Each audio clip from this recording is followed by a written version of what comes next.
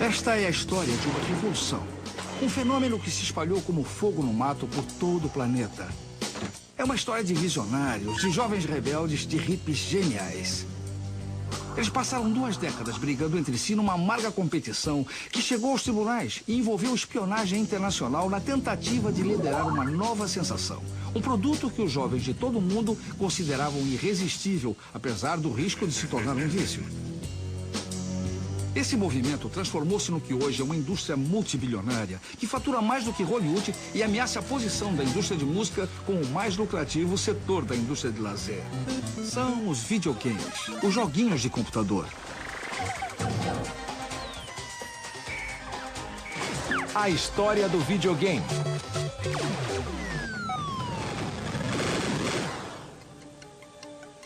Tudo começou em 1972, quando um bando de rebeldes do Vale do Silício abandonou seus empregos regulares e monótonos e resolveu tornar realidade o sonho que tinham de desenvolver jogos em computador.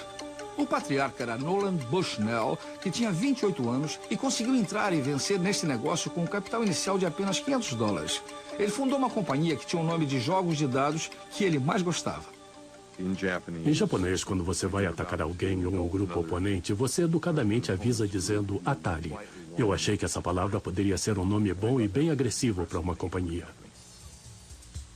Apesar da sua falta crônica de dinheiro, Bushnell fez tudo o que pôde para recrutar o primeiro engenheiro da Atari. Nolan apareceu um dia e me levou na sua nova e linda caminhonete para almoçar e me ofereceu $1000 por mês e uma parte das ações da companhia. Era a época da guerra no Vietnã. Eu discordava bastante dos pontos de vista do governo americano e se alguém me dissesse que eu não poderia fazer alguma coisa, aí mesmo que eu faria. Eu resolvi topar. Quando fundamos a Atari, começamos num prédio vazio, que era meio assustador. Era uma companhia minúscula, sem qualquer recurso. Éramos só 3 pessoas lá.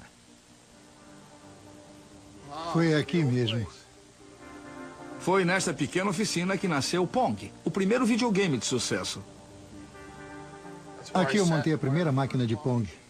Na realidade, Pong era para ser apenas um projeto de treinamento. Mas ele mentiu, disse que tinha assinado um contrato de fornecimento com a General Electric. Nenhum engenheiro gosta de um projeto que não leva a nada. O fato de ninguém da General Electric ter entrado em contato conosco não me fez desconfiar de que a história não era verdadeira. A primeira coisa que Al fez foi dar movimento às raquetes, depois à bola.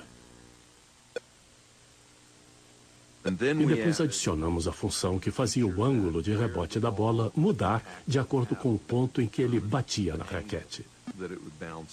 E com essa mudança, o jogo ficou fantástico. Mas será que o público também gostaria do jogo? Para descobrir isso, Bushnell e Alcorn instalaram seu protótipo, que haviam acabado de montar às pressas, num bar perto da oficina deles. Montamos o protótipo numa caixa de madeira que estava revestida por papel colante. Grudava tudo. Colei no lado dela uma latinha para as moedas, que era de um velho joguinho de crianças, e coloquei tudo em cima de um barril. Ficamos de longe, perto de uma das máquinas de pinball, observando o que aconteceria. Um dos fregueses se aproximou da máquina e ficou olhando para a bolinha, que ficava ricocheteando em silêncio pela tela. Ele colocou uma moeda e o jogo começou. Pouco depois ele percebeu que os 2 botõezinhos controlavam as raquetes e deu a primeira raquetada. Logo depois já havia um amontoado de gente em volta dele observando o jogo. Até aquele momento, ninguém havia visto nada numa tela de televisão que não tivesse vindo de algum estúdio. Eu lembro que uma garota me perguntou: como é que vocês conseguem mandar o sinal para uma estação de televisão quando eu mexo nesses botões? O fato de que o sinal podia ser gerado ali mesmo no local estava além da imaginação deles.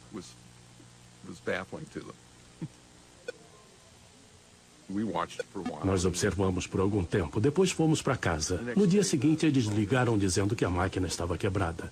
Abrimos a máquina e descobrimos que o problema era que ela estava tão cheia de moedas que não cabia mais nenhuma. E eu pensei, bom, esse problema é fácil de resolver. Quando Nolan viu o sucesso do Pong e o dinheiro que gerava, pensou: tem um produto fantástico nas mãos, o que temos que fazer é fabricar mais. Foi o começo da Atari. Bushnell alugou o galpão mais barato que ele encontrou, que havia sido um rink de patinação, e eles montaram a sua primeira fábrica. Quando eu dizia, vamos montar 100 máquinas por dia, todo mundo na companhia dizia, Nolan, você está louco. Começamos a procurar operários nas agências de emprego e convidávamos gente que passava na rua, inclusive criminosos que estavam em liberdade condicional. Havia até bandidos no meio. Era uma coisa tão amadorística que chegava a ser chocante. Umas 6 semanas, 2 meses depois, já estávamos fabricando 100 máquinas por dia. A notícia se espalhou e começaram a chegar pedidos, montes de pedidos. 10 mil Pongs só para os Estados Unidos. O Pong invadiu rapidamente todo o país. Tínhamos 24 anos de idade, recém-formados, e já tínhamos feito uma coisa que mudou o mundo. Tendo investido apenas $500, a Atari faturou seu primeiro milhão e chegou rapidamente a 3 milhões. E a versão doméstica do Pong ainda iria fazer mais sucesso. Eu achava que havia um enorme mercado potencial para o Pong nas residências.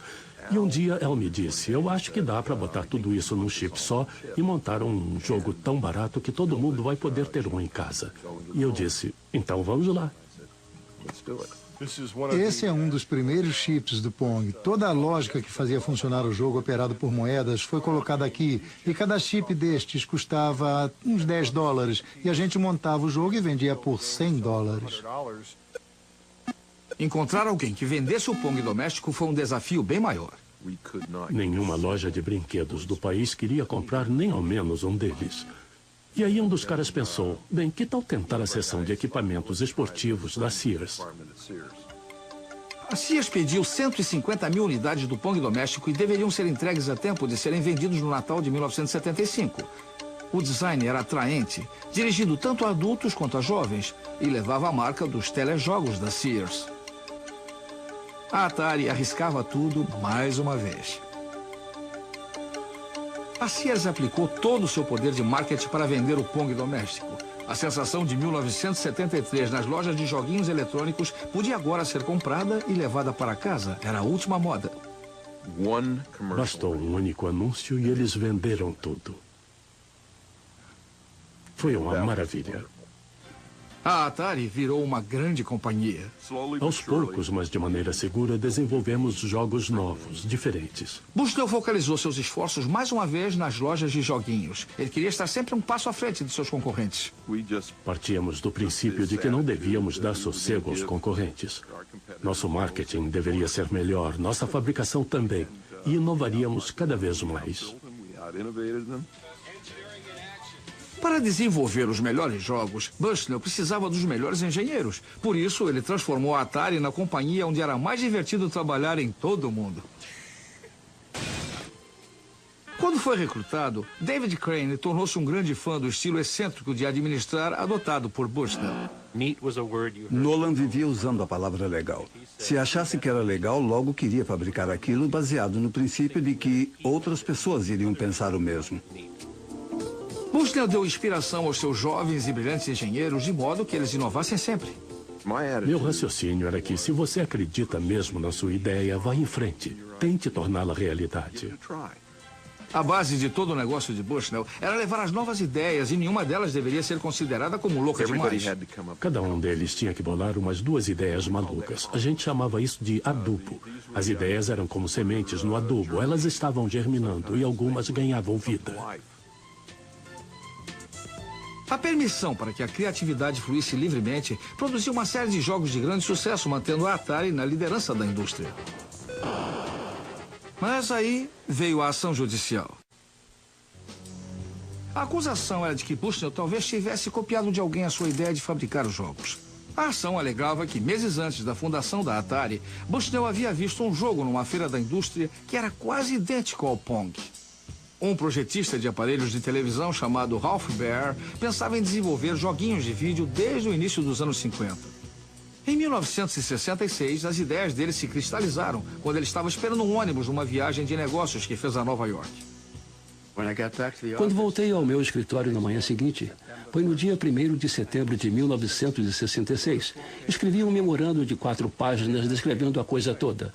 Propus coisas como jogos de esporte de pegar, corridas, jogos de automóveis. Baer começou a trabalhar na sua invenção. Ele apelidou o primeiro console de videogame que montou em 1966 de Minha Caixa Marrom.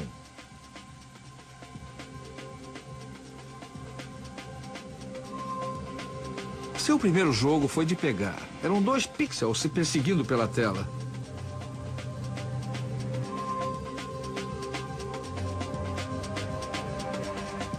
Que foi logo seguido por um jogo de ping-pong. Isso foi 4 anos antes de Bushnell e Alcorn aparecerem com o Pong. A Magnavox, que fabricava aparelhos de TV, contratou Bear e desenvolveu uma versão aperfeiçoada da Caixa Marrom. O produto era chamado Odyssey, contendo 12 jogos diferentes. Cada jogo vinha com uma tela colorida adicional que era colada sobre a tela da TV para dar mais clareza aos gráficos, que eram primitivos. Além dos controles, Bear desenvolveu até uma pistola de luz para atirar nos jogos, uma invenção muitos anos à frente de seu tempo. A Odyssey foi lançada numa feira da indústria em Nova York em 1972. Foi a maior atração da feira. A imprensa e todos que a viram ficaram muito entusiasmados. A Magnavox apresenta Odyssey, 12 emocionantes jogos eletrônicos que você pode jogar na sua TV. Um nome interessante aparecia na lista de visitantes de outra feira da indústria, levada a efeito no Vale do Silício no dia 24 de maio daquele ano. Nolan Bushnell. E ele usou a Odyssey, jogou o ping-pong. O fato é que eu realmente vi os jogos da Odyssey e não achei que fossem uma coisa brilhante. Se Bushnell se inspirou na Odyssey ou não, já não importava, porque Ralph Baer havia patenteado os seus jogos. Aqui nesta patente pode-se ver em letras miúdas que ela foi registrada em janeiro de 68. Há um aparelho de televisão aqui com 2 controles na parte de baixo. Com base nas patentes de Baer, a Magnavox processou a Atari. Nossa posição sempre foi clara. Só concordamos em pagar se o valor for menor do que a defesa vai nos custar. Depois de 4 anos de negociações, Bushnell e Baer encontraram-se pela primeira vez nos degraus da Corte Federal de Chicago em 1976. Para evitar que a ação fosse a julgamento, Bushnell e o advogado dele concordaram em pagar direitos autorais, reconhecendo a patente de Baer. Dias depois apresentaram uma minuta de acordo que previa o pagamento antecipado da licença de fabricação por um valor bem baixo. A Magnavox aceitou um pagamento equivalente a $400 mil. Foi uma solução justa para Ralph Baer, mas ele ficou sem a fama internacional da qual Bushnell desfrutava. Ele acabou sendo conhecido como o pai dos videogames porque ele é quem aparecia sempre na frente das câmeras e eu ficava por trás das cortinas com os meus advogados me dizendo: calma, ele pagou a licença, está tudo bem. 25 anos depois, Baer está aposentado e sofre de leucemia, mas está determinado a terminar sua autobiografia e contar a verdadeira origem dos videogames. Para Bushnell, o acordo saiu barato. A Atari já estava faturando milhões. Mas quando as lojas de joguinhos chegaram à sua fase de maior popularidade, a Atari teve de enfrentar uma nova ameaça sob a forma de um jogo irresistível vindo do Japão que conquistava todos os mercados. Em 1978, a Taito lançou um jogo que se tornou tão popular no Japão que provocou uma escassez de moedas de 100 ienes em todo o país. O jogo Space Invaders vendeu mais de 350 mil máquinas por todo o mundo e inspirou o renascimento da criatividade nos jogos eletrônicos. A Atari respondeu com a sua própria linha de jogos onde se atirava e se viajava pelo espaço. Os geniais engenheiros de Nolan Bushnell foram os pioneiros de uma nova tecnologia chamada de gráfico vetorial, que tinha uma aparência nova e muito atraente. Em 1979, o jogo Asteroids tornou-se o mais vendido de toda a história da Atari. A Atari também obteve muito sucesso com as imagens gráficas em 3 dimensões do jogo Battlezone, que teve até uma versão de treinamento desenvolvida especialmente para o exército norte-americano. As lojas de joguinhos eletrônicos se espalharam por todo o mundo. Tanto adolescentes como adultos passavam horas e horas e gastavam todo o dinheiro que tinham nessas cavernas escuras e fumacentas. Era inevitável que os pais e os políticos reagissem a isso. A imprensa estava repleta de histórias de todo o mundo, alegando que os jogos incitavam a vagabundagem e a delinquência. As lojas eram chamadas de antros do mal, onde as crianças eram levadas para o mau caminho. Mas a Atari achou uma solução para isso. Em 1975, os engenheiros da Atari haviam iniciado em segredo o desenvolvimento de um conceito novo e radical. Um sistema de joguinhos em cartucho que se podia comprar e levar para casa e que permitia jogar os mesmos jogos que havia nas lojas. Este aqui é o primeiro protótipo do sistema de videogame VCS de cartucho da Atari. Tem tudo o que se necessita. A placa com circuito lógico ficava aqui e aproveitamos as manetes e os controles do jogo de guerra de tanques. Percebemos que esse sistema permitiria que se jogasse o Pong, o jogo de guerra com tanques e o de corridas de carro, mas não sabíamos muito bem o que fazer com ele.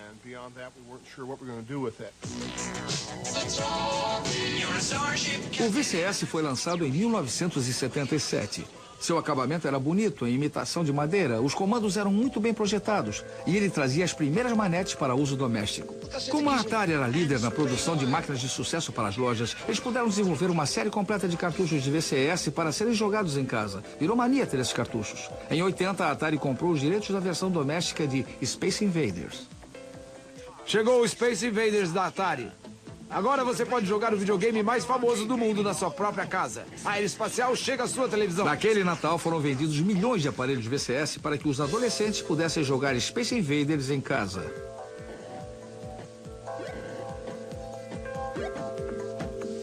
E a Atari lança uma nova espetacular versão do Pac-Man. O faturamento da Atari transformou-a na companhia que havia crescido mais rapidamente em toda a história dos Estados Unidos. Mas a ascensão meteórica da companhia atraiu a atenção de fortes concorrentes. A empresa Warner Communications fez uma oferta irrecusável a Bushnell. A Warner comprou a Atari por 28 milhões de dólares. Um retorno excepcional para uma companhia cujo capital inicial era de apenas 500 dólares. Isso era muito dinheiro naquela época. Era mais do que eu jamais imaginara ter. Mas a venda foi o começo do fim para a Atari. Bushnell entrou logo em choque com os novos donos da companhia. Nós tínhamos acabado de lançar o VCS quando eu disse: o VCS já era, vamos partir para outra. Eles ficaram horrorizados. Os diretores da Warner não tiveram uma boa impressão da maneira como a companhia era dirigida. Eles eram de Nova York e não compreendiam o nosso modo de ser. Acharam tudo muito estranho. Começaram pouco a pouco a destruir a cultura da companhia e acabaram por destruí-la. Foi a coisa mais triste e absurda que eu já tinha visto. Uma série de desentendimentos com os novos donos terminou inevitavelmente com o afastamento de Bushnell. Deram a ele o dinheiro a que tinha direito e o mandaram embora. A indústria perdeu o seu pioneiro visionário. Mas os problemas da Atari não haviam terminado. Sob nova administração, projetistas geniais como David Crane, responsáveis pelo imenso sucesso da Atari, acabaram também tendo seu trabalho menosprezado. Muitas das promessas não chegavam a ser cumpridas. Alguns de nossos melhores engenheiros receberam a tarefa de montar os cartuchos para os jogos domésticos que faturavam cerca de 40 a 50 mil dólares por ano. Se deixassem que eles trabalhassem 3 ou 4 meses no desenvolvimento de novos jogos, poderíamos vender 80 milhões de dólares. Se achavam que nós não valíamos mais do que os operários que apertavam parafusos, então nós é que estávamos na companhia errada. David Crane e 3 outros projetistas de primeira linha saíram da Atari e fundaram sua própria companhia, Activision. Depois de 2 anos de brigas na justiça com a Atari, eles ganharam o direito de projetar e vender os seus próprios jogos para os cartuchos VCS. Foi Crane quem projetou o jogo VCS mais famoso de todos, Pitfall. Cada jogo que desenvolvíamos vendia 500.000 de unidades, pelo menos. Todos fizeram sucesso. E aí veio o Pitfall, que vendeu muitos milhões de unidades. Quando desenvolvemos o Pitfall, estávamos inventando o jogo de plataforma. A Activision deu novo alento ao espírito criativo dos primeiros dias da Atari, mas sem querer, provocou um desastre. Muitos empresários invejaram nosso sucesso e, infelizmente, inundaram o mercado com produtos que ninguém queria comprar. A Atari contribuiu para a perda de confiança que o público tinha nos videogames ao lançar produtos de qualidade inferior, como o ET. Milhões de cópias desse jogo acabaram no lixo. O mercado de videogames despencou e em 1983 a Warner perdeu mais de 230 milhões de dólares somente no segundo trimestre do ano. As ações da companhia perderam quase todo o seu valor. Eu me arrependo de ter vendido a Atari para a Warner. Foi a maior burrice que eu fiz na vida. A Warner vendeu a Atari em 1984 e com isso desapareceram os videogames feitos nos Estados Unidos. Mas em outros países, uma nova geração de projetistas de videogames que tinham então uns 12 anos de idade começou a reerguer a indústria a partir de seus quartos de dormir e estavam prestes a se tornarem milionários ainda na adolescência. No início dos anos 80, os adolescentes ingleses estavam tramando uma revolução nas salas de aula, nos recreios e nos seus quartos. Eles eram os garotos mais quadrados da escola, fãs de ficção científica, eram muito bons em matemática, mas tinham poucos amigos. Apesar disso, eles em breve ganhariam milhões. Tudo começou por diversão e logo se transformou numa obsessão e depois numa carreira. Os gêmeos Philip e Andrew Oliver eram adolescentes ingleses típicos. Seus pais não admitiam que eles tivessem um joguinho eletrônico para brincar na televisão, mas achavam que o computador era uma ferramenta educativa. Exatamente naquela época, uma série de computadores domésticos baratos chegou ao mercado, entre eles o ZX Spectrum e o Commodore 64. Milhares de pais britânicos compraram esses computadores para seus filhos para ajudá-los a fazer os deveres de casa, mas a criançada tinha outros planos. Sem ninguém para dizer que eles não podiam fazer aquilo, eles descobriram que podiam desenvolver jogos tão bons quanto os das máquinas de jogos eletrônicos e talvez até melhores. Os jogos mais empolgantes eram os das lojas, mas o problema com as lojas era que eles tomavam as moedas da gente em troco de 1 minuto só de jogo. Já os jogos em computador permitiam que as crianças jogassem todas as tardes se elas quisessem. Os gêmeos Oliver aprenderam por eles mesmos a desenvolver os programas dos jogos. Em 1982, com apenas 13 anos de idade, eles mandaram um jogo para uma revista de jogos e ele foi aceito. O jogo se chamava Road Runner. Era muito legal chegar na escola e mostrar o jogo para a turma e dizer que era nós que fizemos e jogar com os outros meninos. Eram só blocos, cada um de uma cor, que corriam para cima da tela e o caminhão vinha na outra direção. A gente desafiava um ao outro. Vamos ver quem aguenta mais? E a coisa ia ficando cada vez mais estreita e mais complicada, mais aleatória, e um acabava fora. A revista pagou $70 a eles. Muito dinheiro para garotos de 13 anos. Depois eles tiveram uma chance de aparecer na televisão. Mandaram um jogo para um concurso levado a efeito por um programa para crianças. Nós escrevemos o jogo, mandamos pra lá, ganhamos o primeiro prêmio e aparecemos na televisão. Foi legal, mas também foi muito engraçado, porque depois do concurso nos disseram que o único jogo que foi mandado foi o nosso. O que queriam era que as crianças desenhassem no papel, mas nós escrevemos um jogo mesmo. Choveram ofertas de compra para os jogos deles e a diversão dos gêmeos transformou-se numa indústria de fundo de quintal. Nós fizemos uma porção de jogos. Este era o P Assassino e este era o P das Cavernas. A gente trabalhava direto, a noite inteira, e tinha escola na manhã do dia seguinte. E a gente separava em partes o que ia fazer. Todas as flechas voando e as pedras caindo, e aí a gente juntava aquilo. Íamos dormir e quando acordávamos já estávamos com mais um truque na cabeça para o jogo. A gente ficava mudando e de repente os passarinhos começavam a cantar na janela e ficava mais claro lá fora. E a gente ouvia o leiteiro chegar. Isso aí. Os editores distribuíam seus jogos por todo o país, mas os gêmeos recebiam muito pouco dinheiro por eles. Quando fizeram 18 anos, seus pais resolveram que deveriam ir para uma faculdade e depois conseguir bons empregos. Mas um dos professores deles convenceu os pais a darem 1 ano aos meninos para que tentassem transformar seu hobby em um negócio. Poucas semanas depois, a vida deles passou por uma revolução quando se encontraram com os irmãos Darling. Richard e Dave Darling vinham também desenvolvendo seus próprios jogos desde que tinham 11 e 12 anos, respectivamente.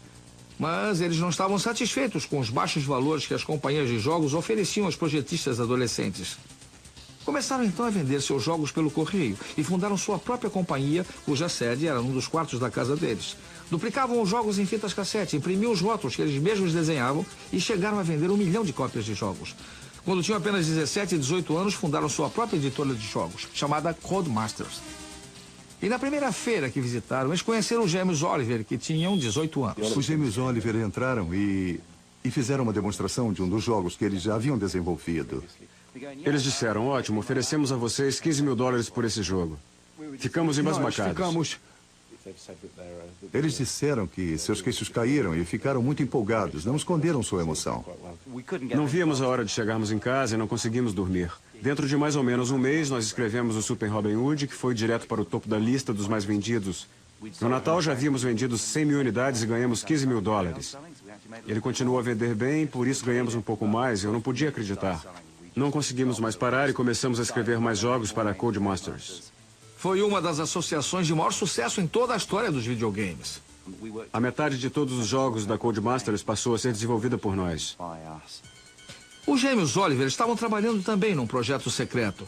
Eles queriam inventar algo radicalmente novo, um jogo centrado numa personagem animada. Essa personagem era o Dizzy. Nós queríamos atingir o mundo da fantasia. Eu tive a ideia de colocar o rosto da personagem tomando quase toda a tela para que ganhasse personalidade. A Codemasters recebia uma quantidade enorme de cartas de fãs falando sobre o jogo. E cada vez que íamos lá, eles diziam, tem mais um monte de cartas para vocês aqui de fãs. Dizzy foi um sucesso internacional. O jogo liderou os mais vendidos em todo o mundo. Tínhamos jogos diferentes do Dizzy colocados em primeiro, segundo e terceiro lugares nas paradas de sucesso. Os adolescentes que desenvolviam jogos passaram a ser celebridades nacionais. Apareciam nas manchetes e davam provas de seu sucesso. Muitas Ferraris foram compradas por caras que pensavam que tinham passado no teste, mas eu acho que aquelas Ferraris não duraram muito nas mãos deles. O resultado de todo esse trabalho foi uma contribuição importante para o aumento de criatividade nos videogames. Eram jogos desenvolvidos por jogadores para jogadores. Graças à era dos computadores domésticos, a Inglaterra podia agora contribuir com mais projetistas de jogos e programadores do que qualquer outro país. Eu me lembro de dizer a um jornalista, eu acho que um dia este negócio vai ser maior do que a televisão. Hoje em dia, a indústria britânica de videogames já exporta mais do que a soma das exportações das indústrias britânicas de cinema e de televisão. Mas no início dos anos 80, enquanto os adolescentes ingleses eram as maiores estrelas do videogame, novas estrelas estavam nascendo no leste. A base da indústria estava a ponto de mudar novamente. A indústria de jogos de computador, que havia começado com a Atari na costa oeste da América há 30 anos, é dominada hoje pelo Japão.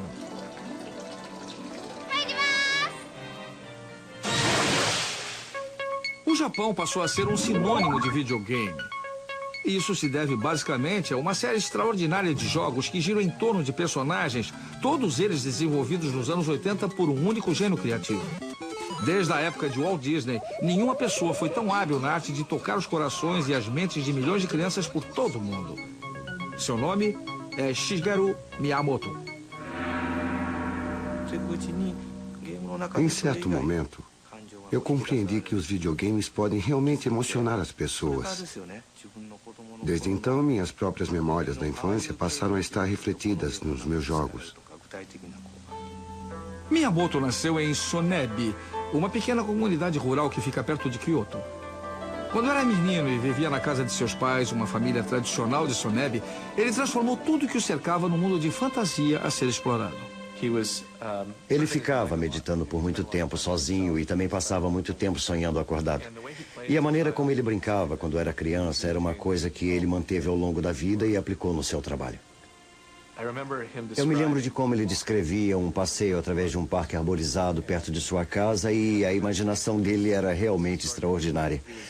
Ele estava imaginando tudo o que estava acontecendo, que nós não podíamos ver todos os caminhos que levavam a algum lugar.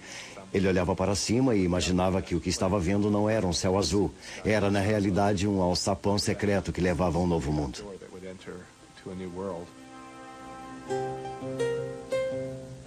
Em 1980, Miyamoto levou sua visão e sua imaginação para a Nintendo. Sediada na antiga capital Kyoto, a companhia já fabricava a Hanafuda, um baralho japonês tradicional, havia quase 100 anos. Mas, quando seu presidente, Hiroshi Yamauchi, viu o sucesso que faziam jogos como Space Invaders, ele transformou a Nintendo numa companhia de videogames. Miyamoto tinha 20 e poucos anos e não estava interessado em videogames, mas seu pai achava que ele devia ter um emprego regular. Miyamoto era um artista sonhador, distante de grande imaginação, mas ele jamais imaginou trabalhar para uma grande companhia. Odiava computadores. Não confiava em coisas intangíveis como a eletricidade. O próximo passo no seu destino foi uma chamada para resolver uma crise nos Estados Unidos. A Nintendo havia aberto uma pequena filial em Seattle. A era da loja de joguinhos estava no seu auge, com a Atari dominando o mercado, e a Nintendo queria participar desse mercado. A Nintendo americana havia encomendado 2.000 unidades de um jogo que fazia muito sucesso no Japão, chamado Radarscope, mas nos Estados Unidos o jogo foi um desastre. A filial pediu a sede da empresa em Kyoto para desenvolver outro jogo que o substituísse. Não havia projetista disponível e a companhia resolveu dar uma grande chance ao seu recruta mais jovem.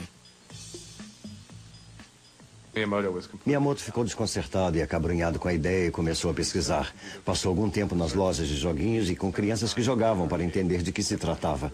E começou a ter uma visão diferente dos videogames, como se fossem parecidos com filmes de cinema. E por que os jogos não podiam contar histórias? Miyamoto criou uma história simples e uma personagem de quadrinhos bem chamativa para seu jogo, que era algo inteiramente novo. Vou lhe mostrar o primeiro rascunho que fiz do Donkey Kong. O gorila foge de uma jaula, pega a garota e sai correndo com ela. O homem corre atrás dele, se desviando de todos esses barris com um martelo na mão.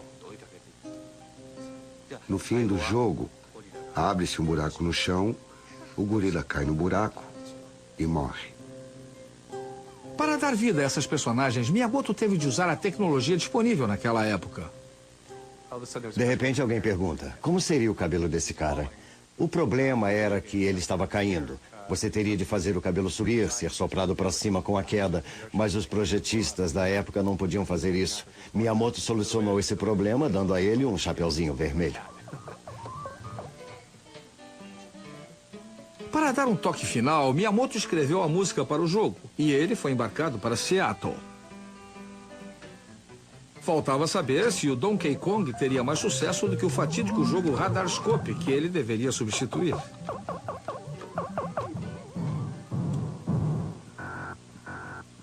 Os empregados da companhia em Seattle viram o jogo e acharam que seus colegas japoneses haviam enlouquecido. Tentando evitar outro desastre, os funcionários da Nintendo americana resolveram testar o jogo num bar das proximidades, exatamente como a Atari fizera com o Pong uma década antes. No dia seguinte, eles voltaram ao bar, abriram a caixinha de moedas e, para surpresa geral, havia uns $30 em moedas naquela caixinha. Estava cheia quase até a boca. Isso indicava que a máquina havia operado sem parar a cada minuto em que aquele bar ficava aberto, do meio-dia à meia-noite, que foi a hora em que ele foi fechado naquele dia. E eles disseram, mas que coisa incrível, nós não precisamos mais fazer pesquisa de mercado. O jogo faturou $100 milhões só no primeiro ano após seu lançamento. E o Donkey Kong transformou-se na estrela internacional de uma série de jogos de grande sucesso. O primeiro companheiro do Donkey Kong, que se chamava Jumpman, ficou ainda mais famoso e produziu uma fortuna ainda maior. Em 1985, a Nintendo anunciou o lançamento de um novo aparelho para o mercado americano de joguinhos domésticos chamado Sistema Nintendo de Diversão, cujas iniciais em inglês eram ENS.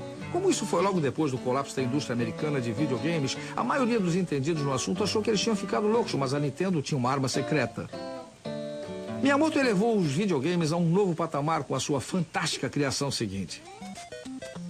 O Jumpman se reencarnou num encanador italiano chamado Mario. E o Mario agradou todo mundo imediatamente.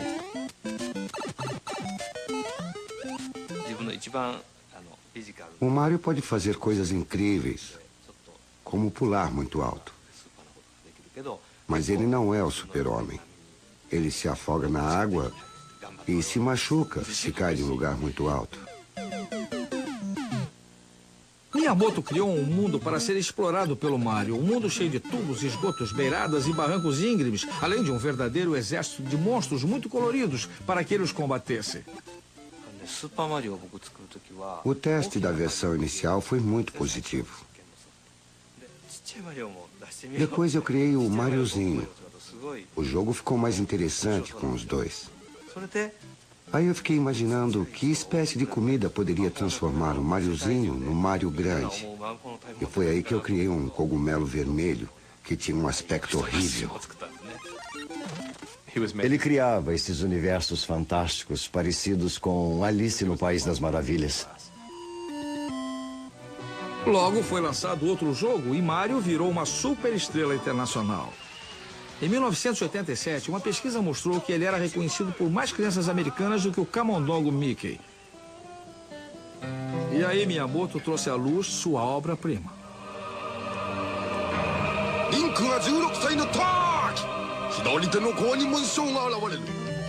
A Nintendo lançou o primeiro de uma série de jogos que são considerados pela maioria das pessoas como os melhores jogos de todos os tempos, a série Zelda.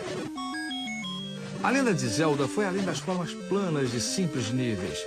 Ela ofereceu aos jogadores um enorme mundo mágico para ser explorado livremente. A história começa com uma criança de pé no meio de uma planície. Ela não tem nem espada nem escudo. O jogador inicia por dar um nome à criança, mas depois disso não tem ideia do que deve fazer. Ele começa a explorar a planície procurando coisas para fazer. Era um conceito muito audacioso na época. A série Zelda foi inspirada pelos passeios da infância de Miyamoto pelo mato em volta de sua casa. Eu subi num morro, atravessando uma floresta e uma pedreira. E finalmente cheguei a um grande lago. Foi uma grande surpresa para mim encontrar um lago tão grande nas montanhas. Parecia um oceano. Essa imagem é muito usada em Zelda. Ofereci muitos itens diferentes a serem descobertos no jogo Zelda. Esses itens estão lá para ajudar o herói a se transformar de uma criança em um adulto completo. Quando a criança cresce, o jogador pensa, eu estava com medo, mas agora sou muito forte. É esse o tipo de jogo que eu queria fazer. A Lenda de Zelda é um jogo que pode durar 100 horas até seu final e que deixou perplexos, fascinados e exaustos jogadores de todo o mundo. Foi uma sensação que quebrou todas as normas e definiu um gênero de videogame que desde então vem dominando o mercado. Até o fim dos anos 80, a Nintendo vendeu mais de 30 milhões de jogos e atingiu, nessa época, a extraordinária percentagem de 80% do mercado mundial de videogames. A Nintendo transformou-se na dona da indústria de videogames.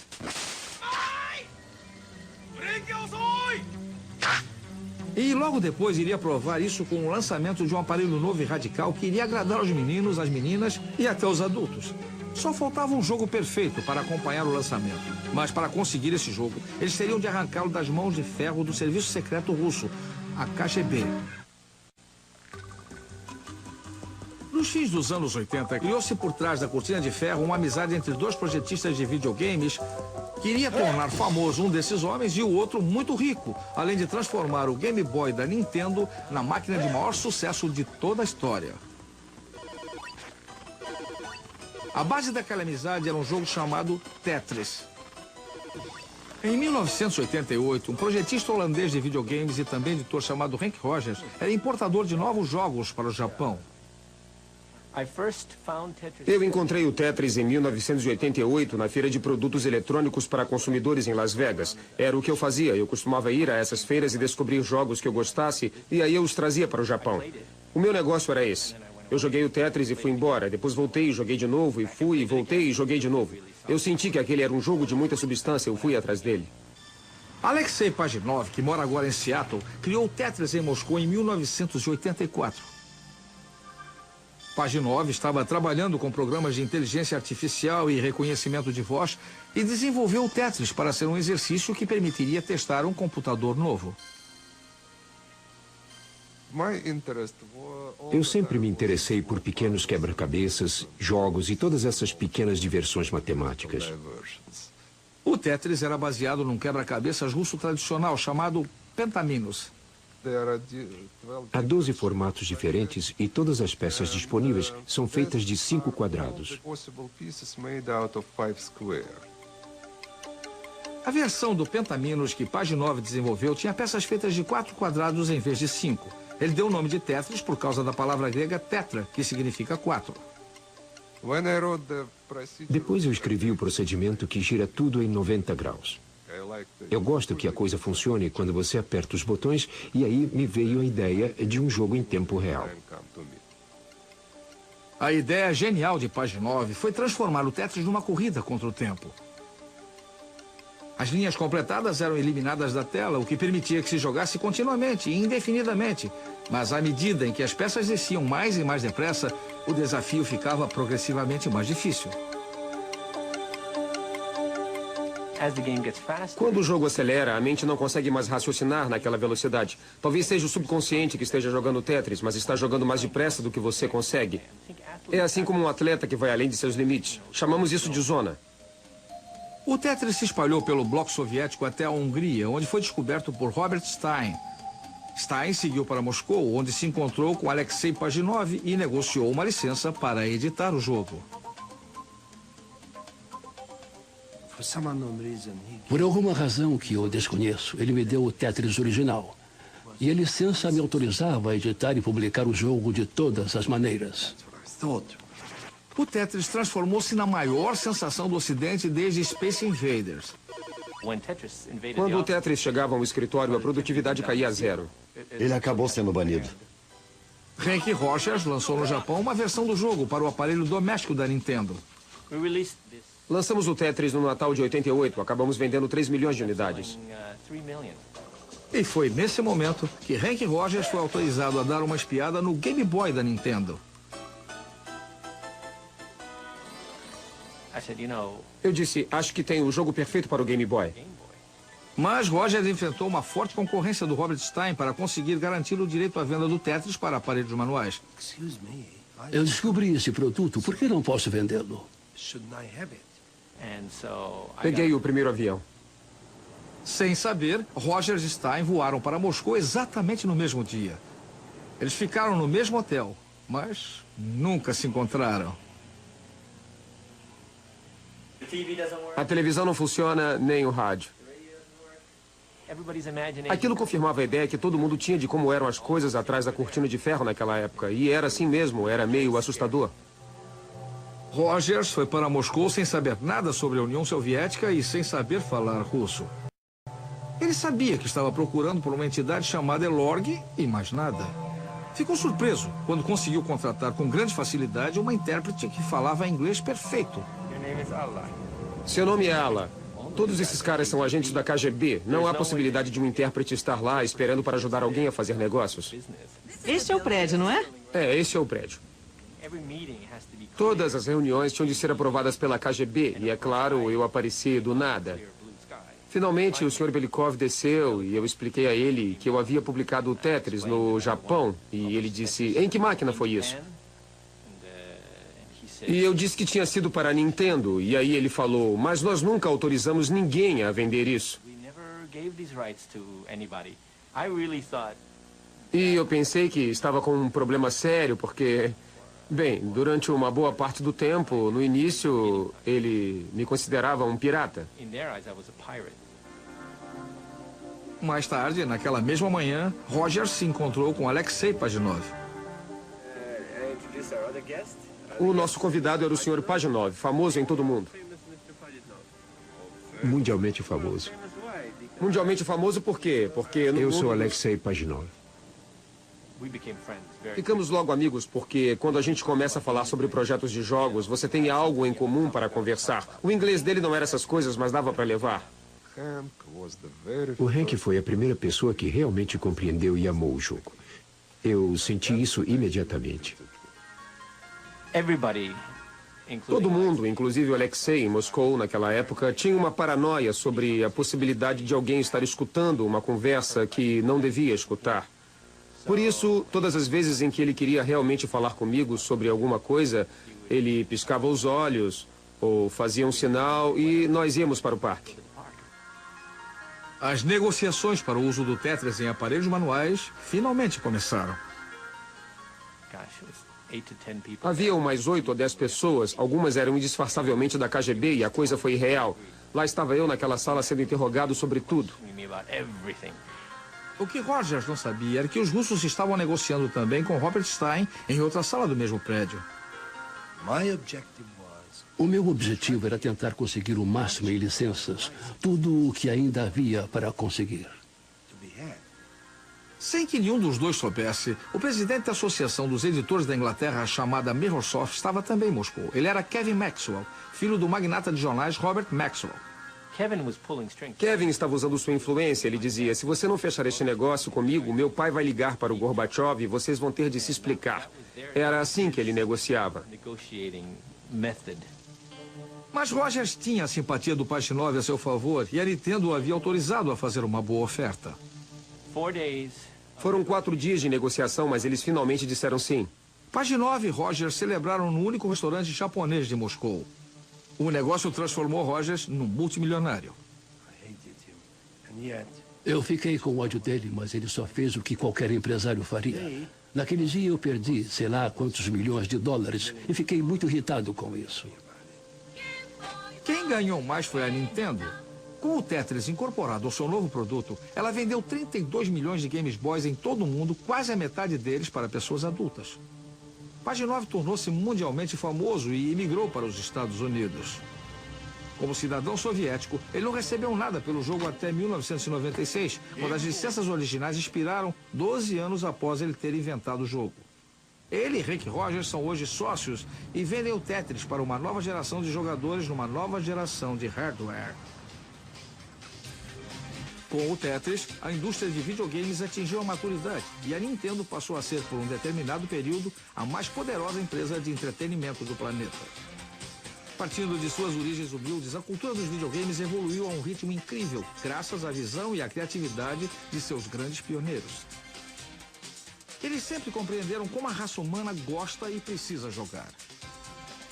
Eles abriram as portas de um maravilhoso mundo novo, no qual quem entra nunca mais sai. Versão brasileira Sincrovídeo.